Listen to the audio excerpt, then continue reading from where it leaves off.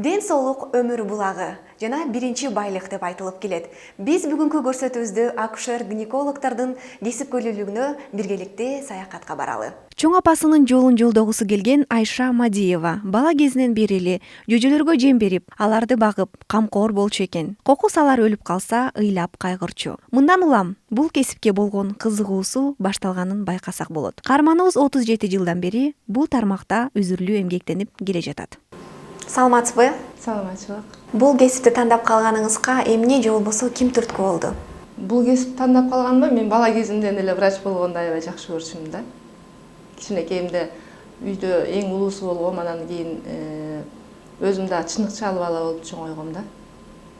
Биринчиден, экинчиден үйдө чоң энем бар болчу. Анан чоң энем айылдагы умай эне катары өтө мындай бир келиндер, боюнда бар келиндердин ичин оңдоп, анан кийин жана туура эмес жатып калыптыр, тигинтиптир деп ушинтип айылдагы келиндердин баарын врач болбосо дагы мындай өтө жоопкерчилик менен карап, анан кадимкидей ырымдап, ушуну төрөтүп, төрөтүнө катышып, анан ушундай болчу да.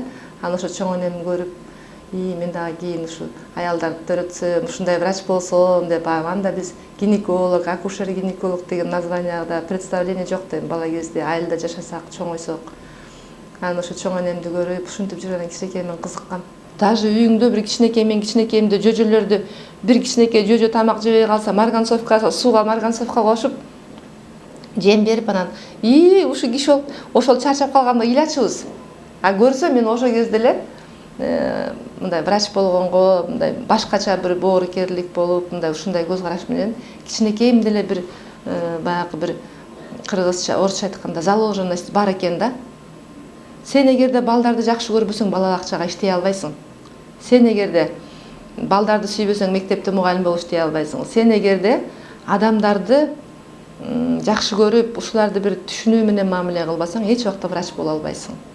Мен врачмын деп ак калатты кийип алып эле койгоңдоп басып жүргөндүн баары врач болуп иштей албайт. Себеби дегенде мединститутты бүтүп деле иштебей калгандар бар.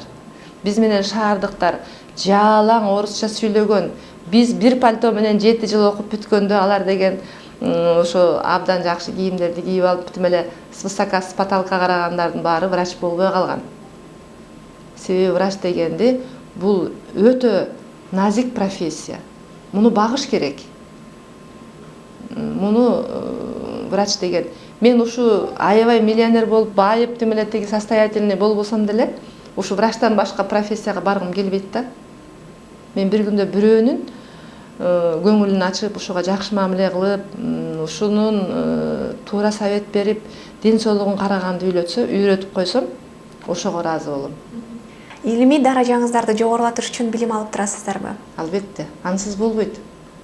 Себеби дегенде өзүңчө иштеп, өзүңчө жеке ишкана ачкандан кийин, мурайки ар дайым өзүңдүн билимиңди жогорулатып, семинарларга катышасың, өзүңчө обученияларга барасың, сертификаттарды аласың, категориядан өтүп турасың 5 жылда бир жолу.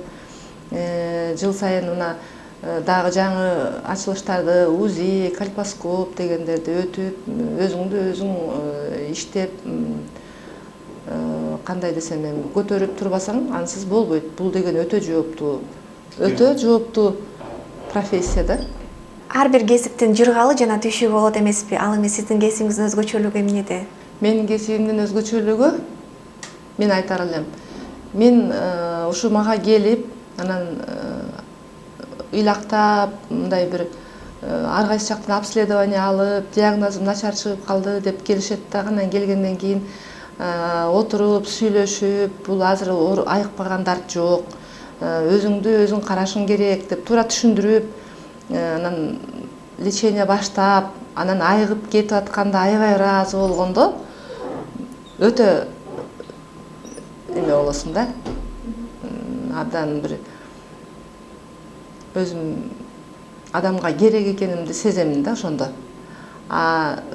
Жанагындай кыйналыш болуп, же болбосо онкологическийге айланып, кыйналып кеч кайрылып калгандарды көргөндө кадимкидей ошолорго кыйналам. Бул профессиянын өзгөчөлүгү ушунда да адамдарга душой и телом болеешь. Ансыз сен бул профессиянын ээси боло албайсың. жанагы бала бакчада деле иштеп жүрүшпөйбү, бир арзыган зарплатагачы. Анан врачтар да ушундай да. Эгерде сен өзүңдүн кесибиңди өтө сүйбөсөң, сен жакшы татыктуу врач боло албайсың да.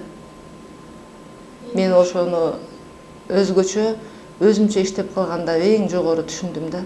Себеби дегенде, ушул ар бир келген эшиңди аттап кирген пациенткалардын акыбалын өтө жогору түшүнүп, анан баалап, ошонун дүйнөсү менен жашап, ошол келип, бүгүн мынтип калдым, бүгүн аябай жакшымын эже деп ушундай болгондо, кадимкидей өзүңдү бир жакшы сезип, анан мындай обоюдно экөөбүздүн тең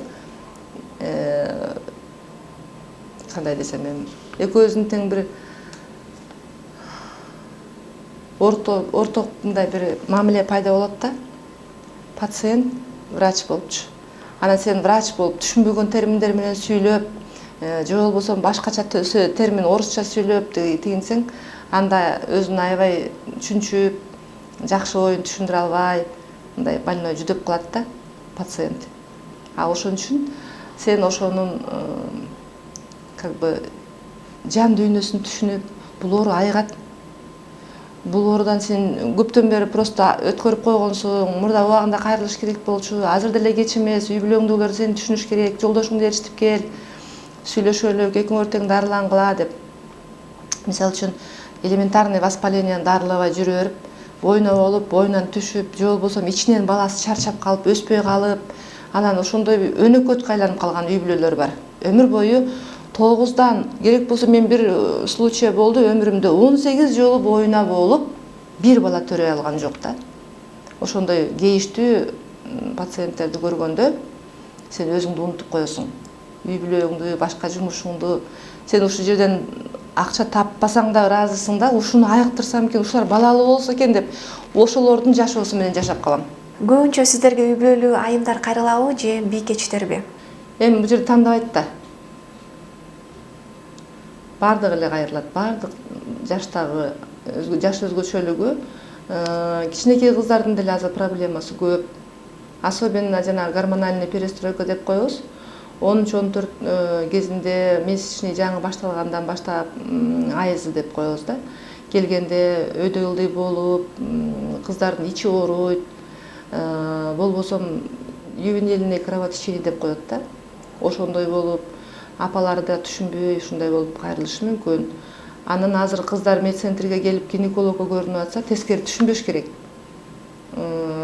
Кыздар дагы балага, особенно могу кыз балага, эне ата өтө кичинекей төрөлгөндөн баштап атиет деп мамиле кылыш керек да.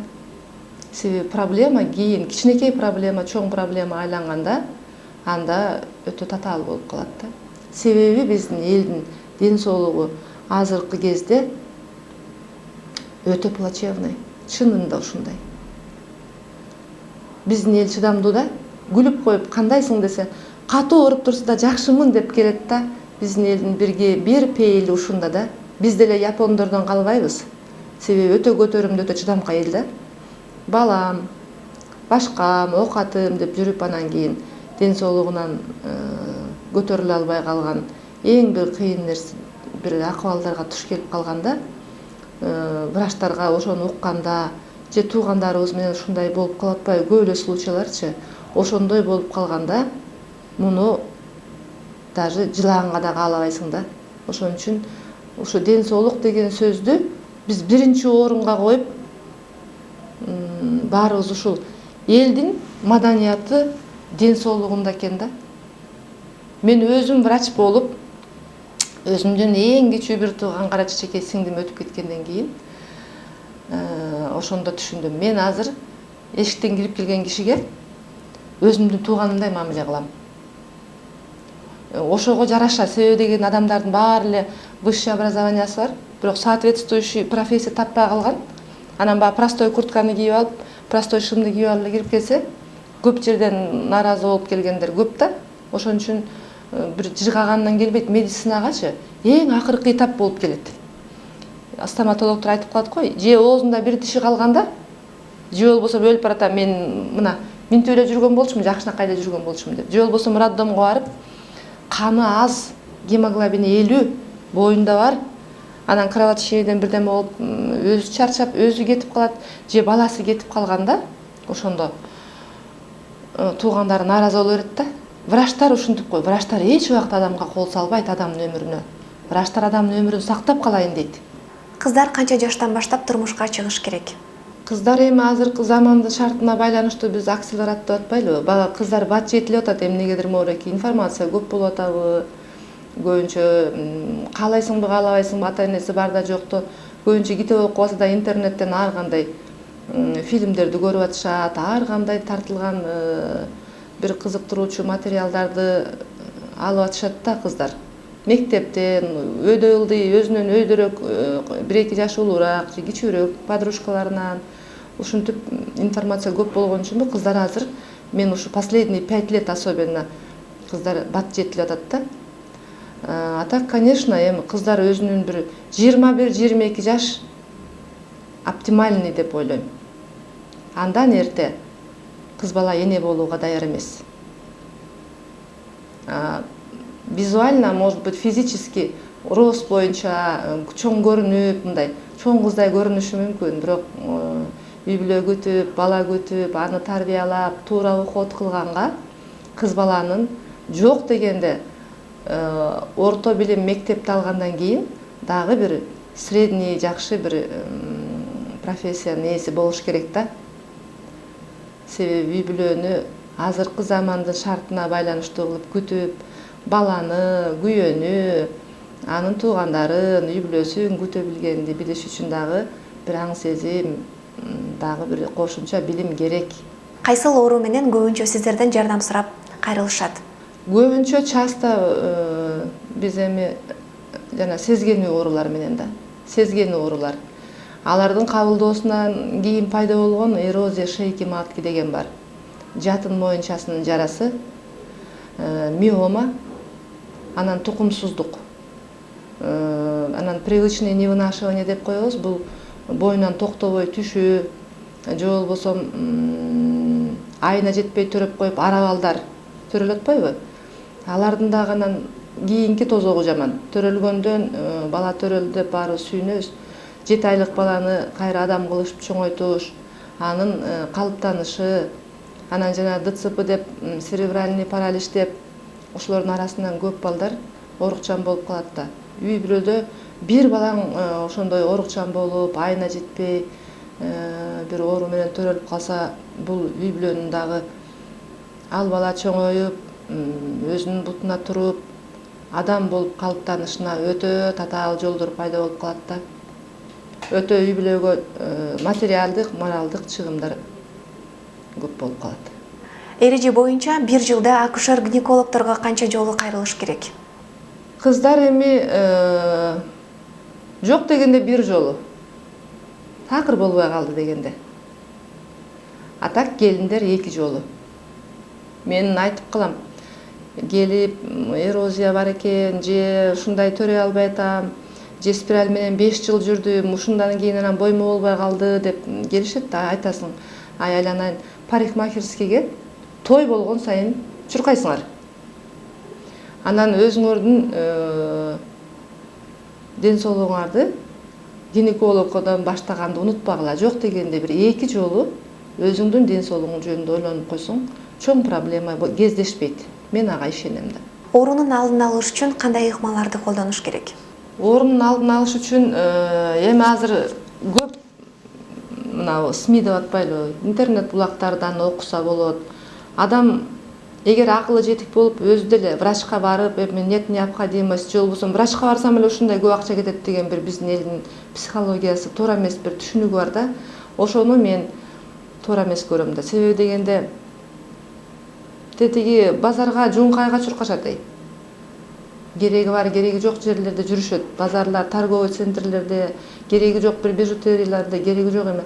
Андан көрө кыз бала бул биздин келечектеги бир үй бүлөнүн очогунун ээси. Бул түшүнгөн адамга мындай туура мамиле кылса, кыз бала деген бул бир үй бүлөнүн куту, бир үй бүлөнүн энеси, бир үй бүлөнүн келини, бир үй бүлөнүн бир жакшынакай бир сыймык катана турган адаммы да. Себеби кыз баладан башталат биздин тукумулай турган, улутту көбөйтө турган үй бүлөнүн ден соолугу ушул кыздан башталат. Бир күндө канча оорулууну кабыл аласыз? Эми бизде ар кандай болуп калат. Мисалы, строго эле по записи дегенде анда болбой калат да. Алар таарынып калат, эшиктен келип алып, анан эмнеге антесиңер, жатайын келсек деп. Ошон үчүн ар кандай болуп калат. Биздики мындай 5 киши келди, 10 киши келди деген болбойт. Кээде 5 киши болуп калышы мүмкүн, кээде 10 киши болуп калышы мүмкүн, кээде болбой дагы калышы мүмкүн.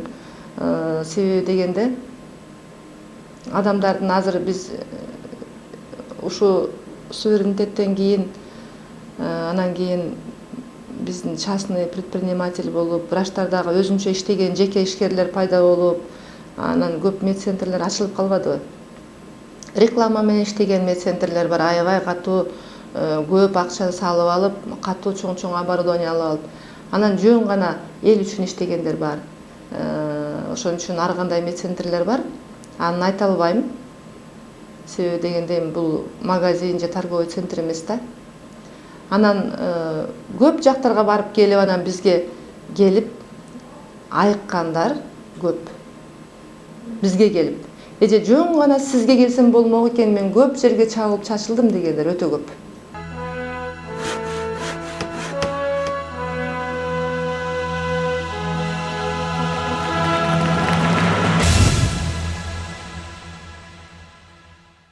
Акыркы кездерде төрөй албай жүргөн аялдардын саны көбөйдү. Мунун себеби суукка урунуп алуу, жеңил жана туура эмес кийинүү деп Айнура Нурманбетова кошумчалады. Бул кесипти аркалап жүргөнүмө 20 жыл болду. Мен өзүмдүн кесибимди аябай жакшы көрөм. Кичинекей кезимден эле ушул дарыгер болсом деген оюм бар эле. Мына ошентип окууну бүтүп, ординатураны бүтүп, роддомдо иштедим 16 жыл. Азыр 2 жылдан бери ушул частный клиникада иштеп жүрөм. Азыркы учурда аябай төрөй албаган жаш келиндер, көп ооруга чалдыккан, айрыкча ушул жаштар көп болуп атат да. Мунун себеби мына эгерде жаш келин, жаш кыздар ушул жакшынакай аномалия развития болбосо эле бардыгы жакшы төрөп, жакшы ийгиликтерге көп балалуу болуп жакшынакай жетишет да. Бирок ошого карабастан азыркы учурда кыздарыбызга көп нерсени угушпайт. Айткан нерсени өздөрүнүн келечегин ойлобой, жеңил ойлоо кыздар дагы аз эмес. Анан биз ушулордун баарына түшүндүрүп айтып, биздин ролдон дагы ата-эненин ролу аябай чоң. Кичинекей кезинен баштап жылуу жүрүп, алар деген келечектеги энелер да. Ошон үчүн эне деген кызды жакшылап тарбияласа, андан кийин мектеп, мектептен кийин медицина болуп, биздин жардамыбыз менен жакшы оорубай, жакшынакай бала төрөлмөк. Анан азыркы учурда көп инфекция, аябай көп инфекциялар бар. Аларды дарыланышпайт, жарымы чала дарыланышат. Ошонун кесепетинен көп жаш келиндер, жаш кыздар балалуу боло албай кыйналып жүрүшөт да. Ошон үчүн мен аларга айтаар элем, ушул окуп жүргөн студенттердин бардыгына жылуу кийинишип, кыз бала өтө жакшы өзүнүн ушул эми келечегин ойлоп, жылуу кийинишип, таза жүрүшүп, айткан нерсени врачтан көзөмөлүндө болуп айткан укса, бардыгы жакшы болот.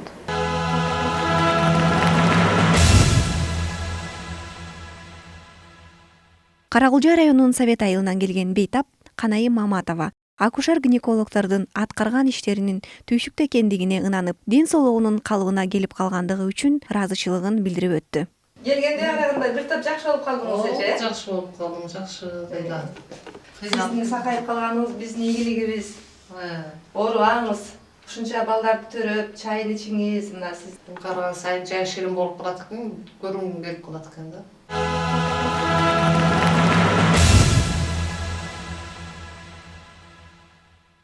Мореки аппарат деген кальпоскоп деп колдонобуз да. Бул эң мен жакшы көргөн аппараттардын бири. Себеби дегенде аялдардын жатын моюнчасында эрозия деген дарт бар да, кыргызча айтканда. Ошону ушул аппараттын жардамы менен доброкачественныйбы же злокачественныйбы, атипический клеткалар барбы жокпу экен, бул канчалык коркунуч туудура турган оорубу же айыгып кете турган оорубу, ушуну менен эң изилдейбиз да. Бул микроскоптун более совершенный види да. Анан УЗИ бул көрсөткөн патологияны көрсөтө албайт. Ошону түшүнүш керек да. Өзгөчөлүгү ушунда.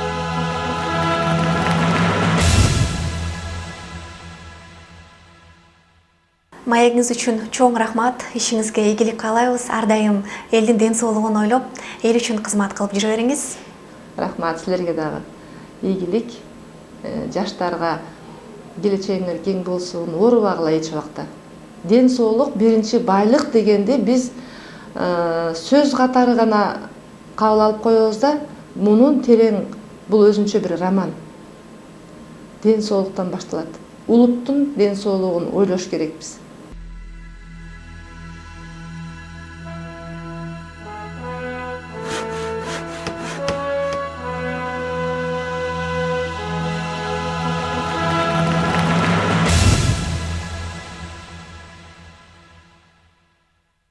Мен билгенден жалгыз гана соолук бул ден соолук дейт. Баарыңыздар ден соолукта болуңуздар. Кийинки көрсөтүүдөн жолугушканча аман туруңуздар.